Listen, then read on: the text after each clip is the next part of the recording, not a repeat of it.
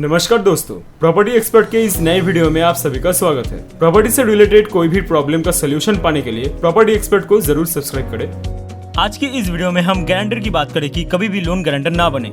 सबसे पहले तो ये, अगर आप कानूनी गारंटर है तो जो आपकी लीगल लायबिलिटी है, जो कानूनी उत्तरदायित्व है, वो जिसने लोन लिया है उसके बराबर है, मतलब को एक्सटेंसिव है। जितना उसकी जिम्मेदारी है उतना ही आपकी भी है। गारंटर की जो लायबिलिटी है, वो जितनी लायबिलिटी बोरोवर की है उतनी ही गारंटर की भी है। बैंक किसी के ऊपर भी एक्शन ले सकता है, वो उसकी मर्जी होती है। वो चाहे गारंटर के ऊपर भी एक्शन ले सकता है या तो बोरोवर के ऊपर भी, वो चाहे तो दोनों के ऊपर भी एक्शन ले सकता है।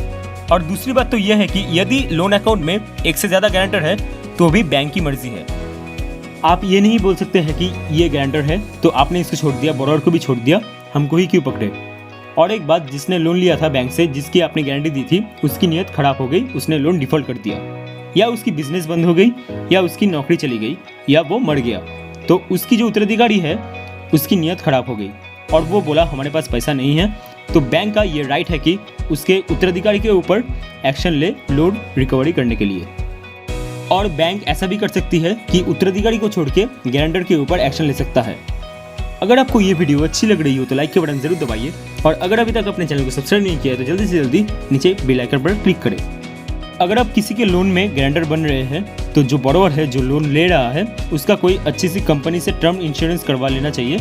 जितना लोन अमाउंट है कम से कम उतना ही, क्योंकि अगर वो मर गया तो सारे पैसे आपको देने पड़ जाएंगे। उसका इंश्योरेंस रहेगा तो उस इंश्योरेंस के पैसे से लोन वापस कर सकता है।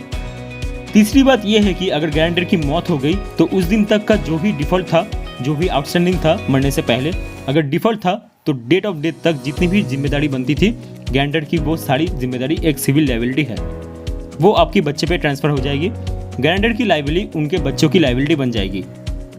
डेट ऑफ डेथ तक कोई भी लायबिलिटी गारंटर की थी तो उससे आगे वही पीढ़ी को चुकाना पड़ेगा। मरने के बाद वो फ्यूचर लायबिलिटी बन गई है तो उसके लिए आगे वाली पीढ़ी जिम्मेदार नहीं है, उसके लिए कानूनी उत्तराधिकार जिम्मेदार नहीं है। तो ये न केवल अपने लिए नहीं बल्कि आगे आने वाली पीढ़ी के लिए भी सबक है।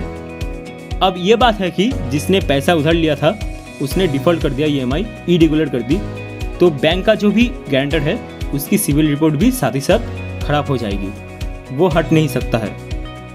और कभी भी आपको लोन की ज़रूरत पड़ गई तो कोई भी बैंक आपको लोन नहीं देगा। और अगर जिसने लोन लिया है उनकी प्रॉपर्टी बेचने में कोई दिक्कत आ रही हो बैंक को, तो बैंक गारंटर की भी प्रॉपर्टी बेच सकता है। अगर आपने प्रॉपर्टी का कुछ भी नहीं दे रखा है तो बैंक कोर्ट से ये आदेश कर सकता है कि जो भी आपके एसेट्स है तो उनको साथ ही में अटैच करवा सकता है और उनको बेचने का आदेश कोर्ट से ला सकता है। अब अगर आप लोन के गारंटी बन गए हैं तो आप जिस भी परिस्थिति में अपने आप को रिवोक नहीं कर सकते हैं जब तक कि बैंक का लोन पूरा नहीं हो जाता है। तो ये बहुत सी चीज़ें हैं जो आपको ध्यान में रखनी चाहिए अगर आप गारंटर बन भी रहे हैं तो। दोस्तों, उम्मीद है ये इन्फॉर्मेशन आपके लिए हेल्पफुल साबित होगी। आज इतना ही, मिलते हैं अगली वीडियो में, तब तक के लिए अलविदा।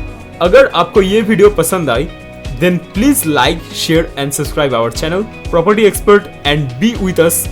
If anyone wants to buy or take property on rent, then you can fill the form given below in the description. Thank you.